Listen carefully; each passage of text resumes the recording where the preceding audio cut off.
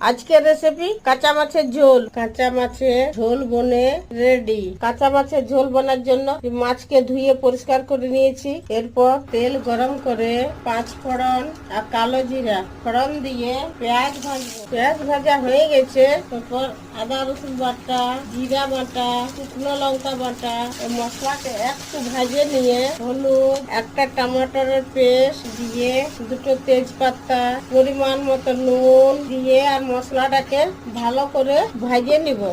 মশলা থেকে তেল ছাড়ে দিয়েছে, মশলা ভাজা হয়ে গেছে। এরপর জল দিয়ে যে মাছগুলোকে দিয়ে উপর থেকে একটু সরষে তেল দিয়ে আর ঢাকুন দিয়ে 10 মিনিট সিদ্ধ করে নিব।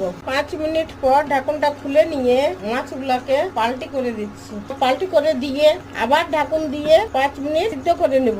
আবার 5 মিনিট পর ঢাকুনটা খুলে নিচ্ছি। মাছগুলো সিদ্ধ হয়ে গেছে। ধনিয়া পাতা দিয়ে নাভায়া বাটি নিব।